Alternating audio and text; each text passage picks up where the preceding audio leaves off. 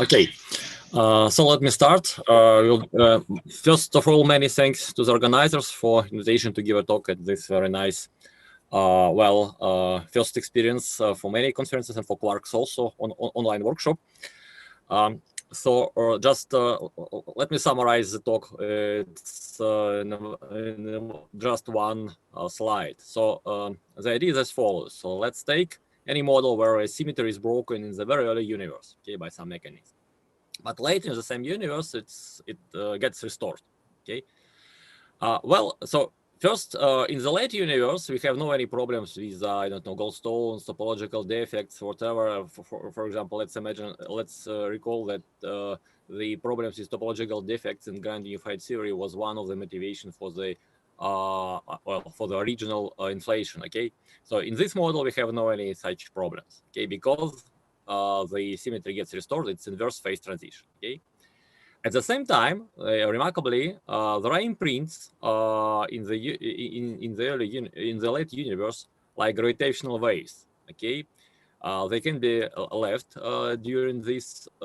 They can be produced during these transitions, and then looking at these gravitational waves, we can probe the physics behind these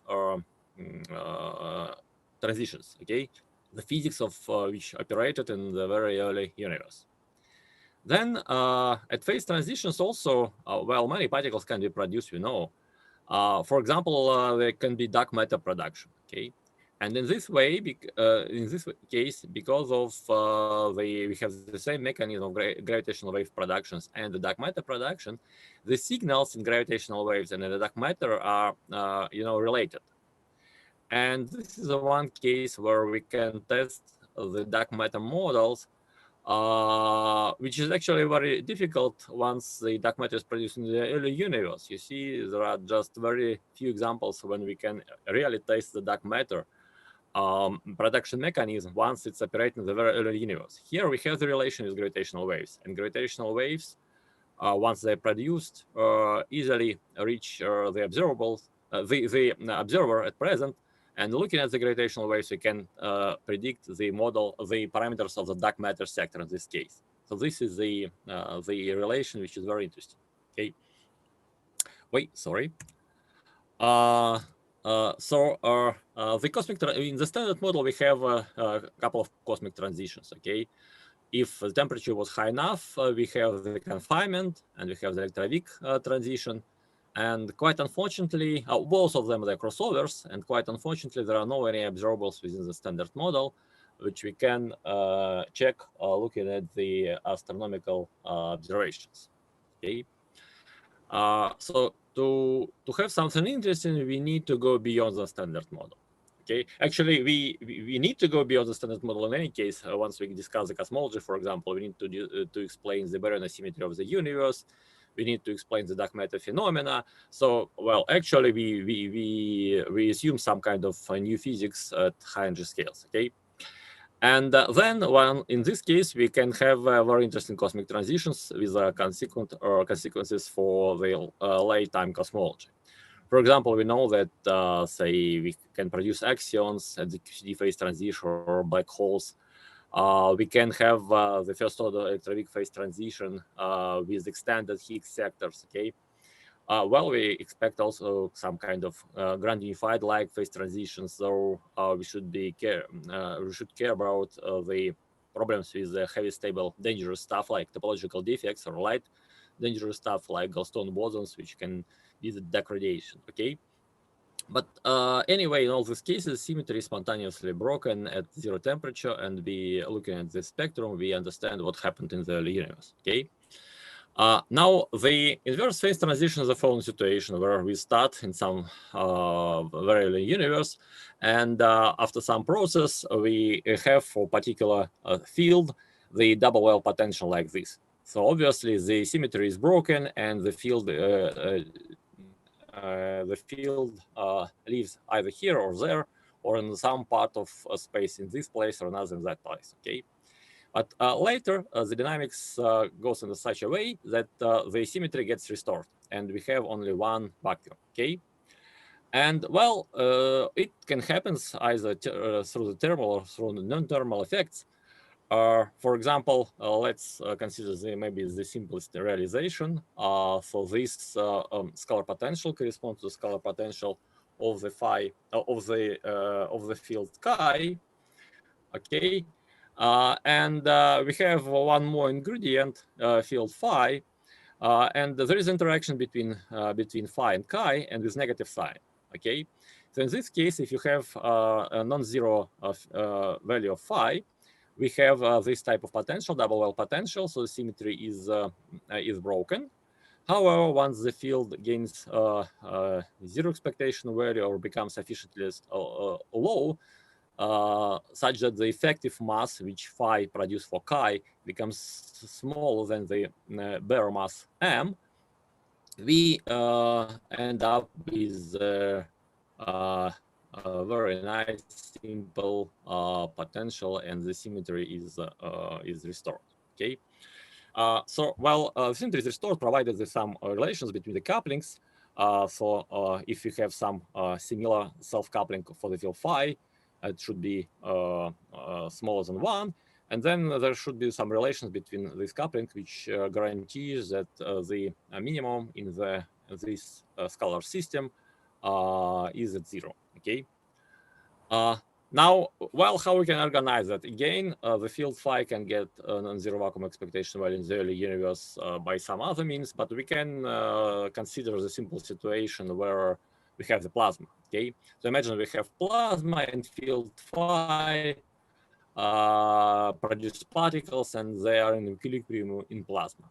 Okay, at the same time, the field chi is very, feebly interacting. So the only self-coupling it has to the other fields is this G, and G is very, very small. Okay, so in this case, field particles in the plasma produce a kind of time-dependent mass for the field chi, and in this way, once the universe gets reheat, the symmetry gets broken, and we end up with this type of potential, double well potential. Okay, this is a simple situation, just the two symmetry is broken. Okay, and effectively we have mass which is time dependent.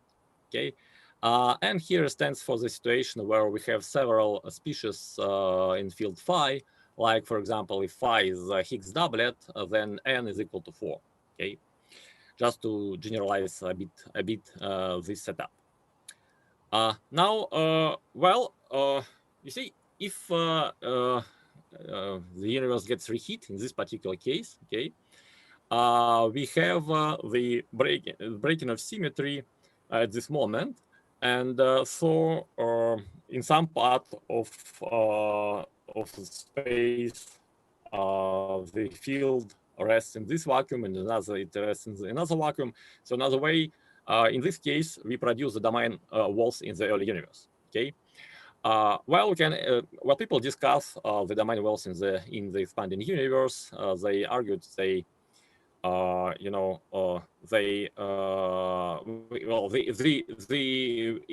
our case we have actually the tension of these domain walls, which is temperature dependent. Okay, the tension is given by this formula. Okay, and the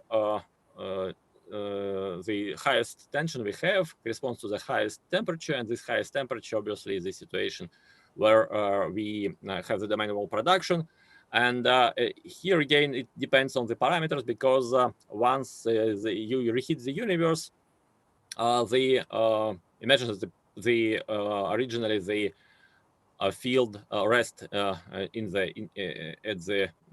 0. Okay, and so once you produce this true vacuum, okay, which is now temperature dependent, the field should goes down. Okay, it again depends. The moving depends on the parameters, namely if the mass term, the mass term in the minimum should be sufficiently large compared to the Hubble. Otherwise, the Hubble friction makes this evolution like in slow roll, like in inflation. Again, we discussed today several talks about inflation. So then it will go very slowly down, and the domain wall formation will be prevented. However, it's not the case. If the mass is sufficiently large, then it goes down, and in this way, the domain walls will be produced. Okay. Now, people argued that in the expanding universe, the domain walls, the network of domain walls enters the so-called scaling regime, where each time we have just a few domain walls per horizon. Okay. Now we have the tension for the tension of the domain walls, which is time dependent. Anyway, the mass of domain walls naturally is the tension multiplied by the horizon side. So in this way, we can also estimate the density of domain walls, like the mass divided by the cube of the horizon, and obtain the estimate for the energy density of the domain walls. One can check that in this setup, the relative contribution of the domain walls to the energy density is sufficiently small, and it decreases with time. So this is the safe setup. Okay. Now later, okay, once the domain wall tensions decrease, naturally we have the restoration of the symmetry, domain walls disappears, okay, and they would disappear without any imprints in the thermal bath. However, they leave imprints in gravitational waves. Indeed, one can estimate the gravitational waves production at the diamond wall formations. We can use the simple estimate with the quadrupole formula, and for the quadrupole we can the quadrupole we can estimate like the product of the domain wall mass multiplied by the size of the domain walls, which is the horizon size, and then we estimate the energy density of the gravitational waves, which goes as the temperature to the 6. Okay, so it decreases significantly very fast when the temperature decreases. Okay, and so naturally the strongest signal comes from the highest temperature, which refers to the situation where the domain walls is just forming. Okay, the very beginning of the phase transition. Okay. Then we can use the numerical simulations of the domain walls network to estimate the expected contribution of these domain walls to the energy of these gravitational waves to the energy density at present, and so relative contribution of the gravitational waves is given by this formula. It's at the level of 10 to minus 14 multiplied by the model parameters. Okay. Well, another interesting and important feature of the gravitational waves, obviously, is the frequency of the peak. Okay, the peak frequency here corresponds to the observable range of about 100 hertz, once the self-coupling is 10 to minus 8. It's very small, but it's actually our assumption. Okay, we started with a situation where the self-coupling should be small, otherwise this chi particles should be produced in the plasma and equilibrates. Okay, so in this sense, the idea of having this coupling very small and having this sector is kind of secluded sector is actually in agreement with the statement that the expected frequency is close to the interesting range. Interesting from the point of view of observations, because, well, we can estimate the signal for the gravitational waves future experiments. And here is a frequency in Hertz. Here is the power spectral density, or the strain of present gravitational waves emitted at the time. And you see here is a prediction. Again, each line here corresponds to the set of parameters. So we fix beta, fix n, and then change the self-coupling G. And depending on the G, the corresponding peak frequency should be here, somewhere along this line. Okay. And the line is written for parameter beta and n. And just let me show that here is the coupling G. Okay, so beta and n define the amplitude okay, the power of gravitational waves, and G and N defines the frequency where you should expect the strongest signal. Okay, so beta and N here is fixed, and G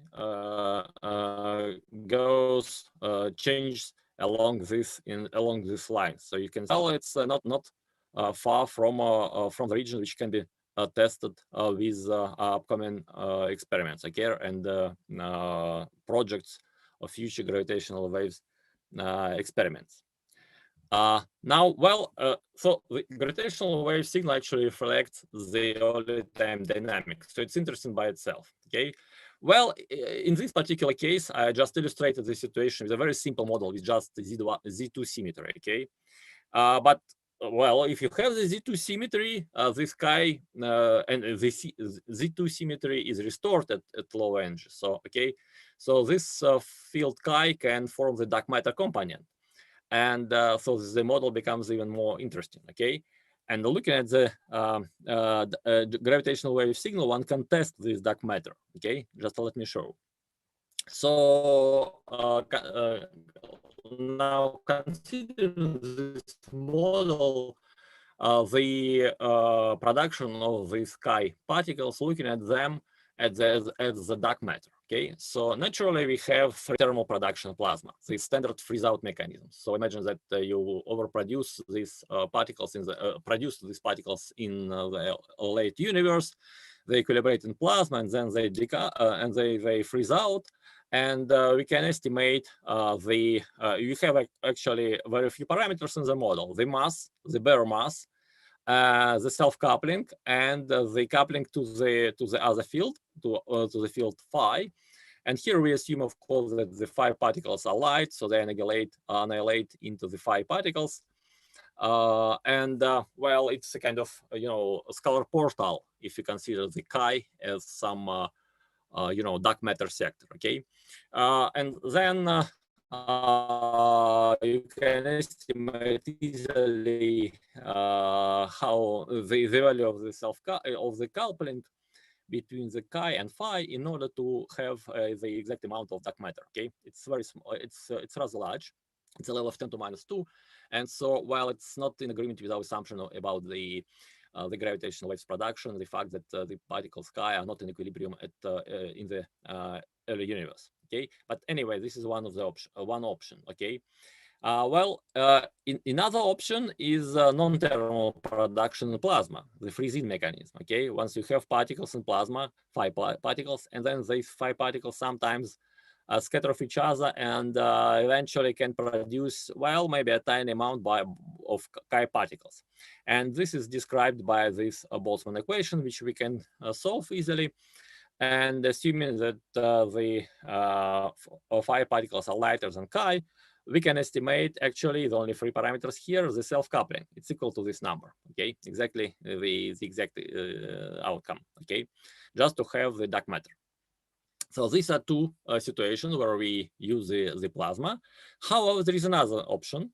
Well, we discuss the field, so we can consider the chi as a field and consider the field oscillations like the dark matter. Okay, so you see it's a variant of vacuum misalignment, like we have, for example, for the axions, where we have the scalar field which start to oscillate. Okay, and here what we should do, we should somehow start the scalar field oscillations. If you start it, then with some initial amplitude chi star, then the estimate for the energy density in the late universe goes like this, and well, everything is perfect.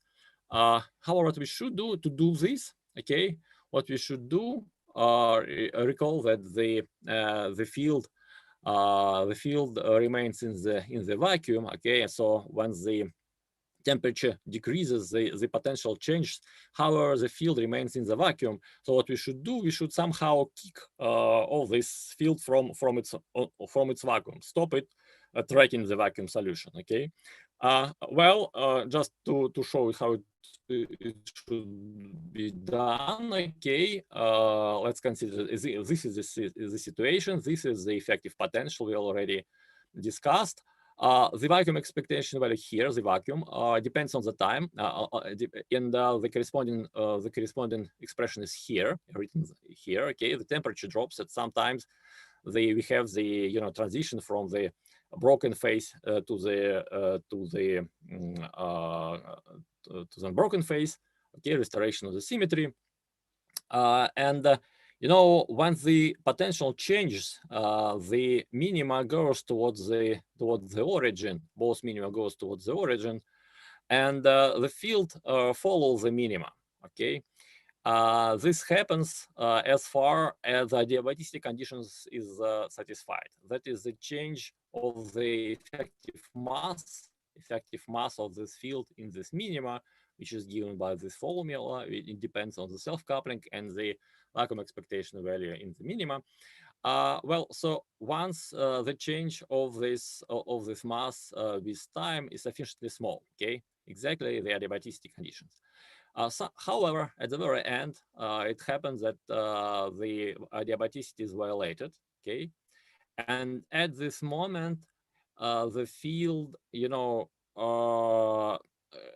starts to go towards the origin with a high speed with respect to what the vacuum does. Okay, so it departs from the vacuum and goes to the origin, and then it starts to oscillate. Okay, a bit sometimes before the restoration of the symmetry. Okay.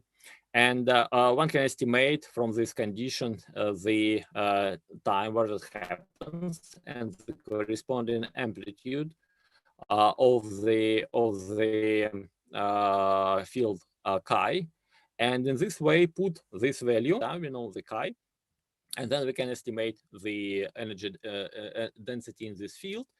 And in this way, if you want to have it to be the dark matter, we check, we obtain this estimate for the mass. Okay, this is the formula, and for the reference parameter of the self-coupling 10 to the minus 8, it's about 15 electron volt for the beta for the 1. Okay. Beta cannot be smaller, so this is a kind of limit. Now, if we look, it's I mean, this departure is not very. There is nothing special about this behavior at the end. For example, it's actually rather generic. For example, it works in the gravitational misalignment mechanism. Imagine that we have the same field chi. Okay, this is the Lagrangian. And instead of coupling to some plasma or field phi, just have non-minimal coupling to gravity, which already discussed during this talks of this day. Okay, so we have in some normal stage, and then this curvature is time dependent. Okay, and then at the moment it's for the field chi. This curvature makes the mass negative, okay, and so it violates the symmetry, breaks the symmetry at early times, and then it restores. Okay, so this is exactly the behavior we just discussed for the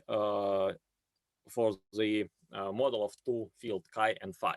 Okay, now the role of phi plays by the curvature. Okay, so if we look at the behavior. Here it's written, the blue curve corresponds to the minimum, okay, and the orange curve corresponds to the field. So at some place where the adiabaticity gets violated, it's departure from the dynamics of the field of the vacuum, and starts to oscillate, and the amplitude corresponds to this is related to the moment of departure. Okay, so this is kind of typical situation, departure from minima. Okay, and in this way we start oscillation. So you give this non-zero amplitude for the oscillations of the field chi, and you see these oscillations in this case as well, and in our case also. Depends on the cosmological parameter rather than the initial conditions of the field chi itself. Okay, well, in this case, we obtain excuse me. estimate. Yes. You speak 40 minutes. Okay. So I'm finishing. Okay. So now let me just show the outcome. Here is the region. This is a self-coupling G, and here is the mass in KV. And here is various curves corresponding to the dark matter. So here is a freeze out. If you are in this line, you can explain the dark matter with a freeze out. Here is the freeze in. If you're in this line, you can explain the dark matter with a freeze in. Okay. The blue region is forbidden because either you overproduce or underproduce the dark matter. And the white region is interesting for this inverse phase transition because anywhere there you can explain the dark matter with the parameters beta and G. Okay, so here is the red line corresponds to various values of the beta, and beta is the ratio of the self-coupling over the G to the fourth. Okay. Okay, so here you can explain the dark matter as well, and now you see it's the outcome depends on the model parameters, and the illustrations that the gravitational waves can probe the dark matter in ED. Again, here is the two plots. Okay, so imagine that we observe some signal in gravitational waves. So we know the frequency and we know the amplitude. Okay, and the frequency and the amplitude depends on the parameters of the model. This coupling beta and coupling G, and well, the number of fields n. Okay, but actually they enter in some combinations, and exactly in the same combinations they enter the formula for the mass of the dark matter particles m written here. So once you know, once you observe the gravitational wave signals, you predict the mass of the dark matter, and in this way you fully explore this the cosmological predictions of this model. Okay, so my summary: the inverse phase transitions in the universe have imprints in gravitational waves, and in this way, you know, there could be other impacts of the inverse phase transition in cosmology, like we have in ordinary phase transitions. Okay. And the gravitational wave signal can help to check the impacts of the model, like the dark matter, in the particular example I consider. Okay, and this is a rather generic setup. There are many issues which should be addressed in the particular models, and some of them are listed here. However, this is very well generic situation, and in many models, this type of productions and this type of relations between gravitational waves and other issues and other things like dark matter can be found. Thank you very much.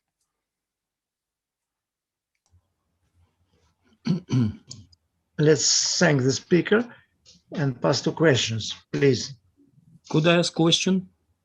Yes. It's Alexander Zakharov speaking. Dima, I would like to ask you a question about previous slide. This one? Previous, yes, 19, yes. About this plot, about opportunity to analyze dark matter with gravitational waves. A few months ago, LIGO reported the results about gravitational wave background in the frequency range. In this case, you did not show this limit on, let us say, on your dark matter model. And that is first part of my question. And second part is, in principle, you could have a gravitational wave background from other astrophysical sources. How to distinguish? Assume that you have gravitational wave people detected some gravitational wave background. How to distinguish this background for dark matter from and background from ordinary astrophysical sources? Okay. Okay. Thank you for your questions. So the first question, well, you see, actually, there is no this type of limit you mentioned, but it does not enter this region as if I'm correct. But I should check. Okay, but it was 4 months ago. It was published. No, it was 4 months ago. Yes, but I mean, this limit does not enter this region. I mean, if you write in terms of here is the frequency, and this, you know, this square of power spectrum is a strain. It's the variables they often use to describe this signal. It seems that it's not. I mean, it's above. I mean, in the region where we cannot Yes, expect it's above. some kind of It's above, signal from our model. Okay. Now, as to the how to distinguish these gravitational wave signals from others. Okay. Well, yes, it's well, it's actually quite generic. I mean, it naturally it peaks. The signal peaks is at the where is it? Wait a moment. At the at the Hubble frequency. Okay, naturally. Okay, where is it? Sorry, it should be written somewhere. Yeah, here is. Okay, naturally it's related to the. I mean, it's the production. The frequency is the Hubble. Okay. So it's a typical situation. Many mechanisms which predict the gravitational waves have this type of prediction. Okay. However, what's important is the spectrum. Okay. And as to the spectrum, here I should, tell you that you see, I believe that here is the spectrum is very specific. However, to obtain this type of estimates, we use the numerical simulations, okay, and we map the parameters of our model and the parameters people use in numerical simulations for the spectra. We use the numerical simulations which people did assuming the constant tension, okay. So they assume that the tension of the gravitational waves is constant. It's a kind of natural situation. Okay, once you have the some kind of phase transition, you produce you produce the domain walls, and the tensions are constant. Okay. In our case, when we later have the inverse phase transition, the tensions are time dependent. They depend on the temperature. And to predict exactly the spectrum, in order to check it against the observables and to discriminate between this type of gravitational wave signal and another type of gravitational signal, well, we should perform the numerical simulations assuming this particular model, saying that the tension should depend on the temperature.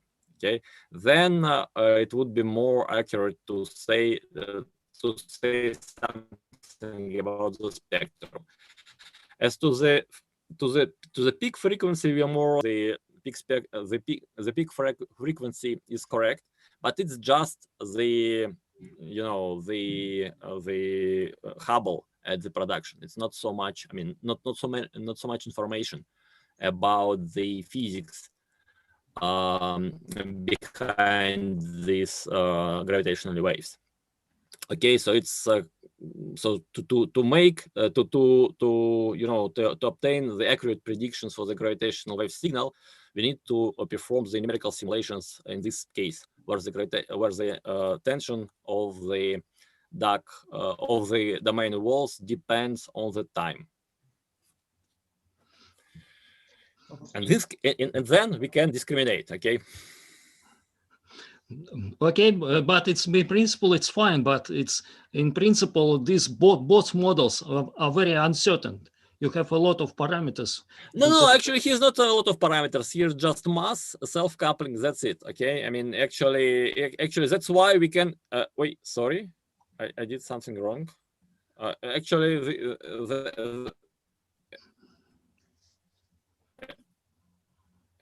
actually, this is why we can do it. We can. I mean, we can relate the frequency, the amplitude, and the mass. Okay.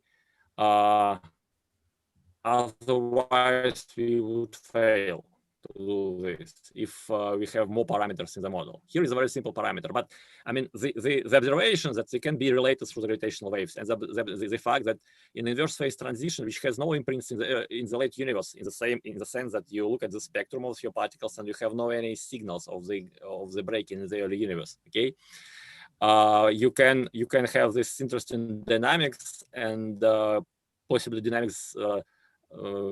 Responsible for the dark matter productions seems to be interesting, and it's rather generic. Yes, but it's in principle it's fine, but observational window for gravitational wave observation is very narrow. So yes, and So there is no you any cannot fundamental analyze principle why we should. spectrum. Yes. Here I just would say assuming that the field is very tiny coupled, it's very feebly coupled, I immediately enter the region of small g, okay, and this small g is lower than 10 to minus 6. So with 10 to minus 80, I am entering this 100 Hertz region, okay, but again, from the fundamental principle, it can be, and I don't know, 10 to minus 12, for example, and then it's somewhere here, okay? Okay, thank you. I cannot fix it from any other principles. Yes. Thank you. Okay, so now Fedor Bezrukov, please. Okay, Dima, thank you. The talk, I think that mostly while waiting for the question, I answered for myself, but still. I just want to understand a bit better the setup of the model that you're speaking about. So you assume that the field phi that you're speaking about is cold at the beginning, right? It never tries to enter in the thermal equilibrium for your inverse phase transition. Okay? Yeah. Yes. Yeah. Okay, good. Is it, so the follow-up question, is it clear that, so do you care where it starts in the potential? Basically why I'm asking it. Is it clear that it is not offset So all coupling too far during yes. inflation? You see, so in principle, during inflation can go quite up. Oh, inflation happened. Yes, this is one of the issues one should sure. I mean to make sure that here we assume that it's not far from the origin. Okay, so you should be you should check that it's not far from the origin. Either the mass should be larger, or you should couple it somehow. For example, to the use non-minimal coupling to gravity, which always helps. Okay, I mean but you should think about it. Yes, during this discussion, I just start from the beginning that it's at the origin, and then blah blah blah. Okay, yeah. You should. That's basically the question was to make sure that this is not self-contradicting. That you have some mechanism that. No, it's not self-contradicting. You can arrange it. No, you can arrange it. I see. So by curvature, so you can see some mechanism that works at inflation. For example, yes. Is allowing. I see. Okay, thank you. I don't see more questions, so let's thank the speaker. Let's thank the questioners, and we pass to the next talk.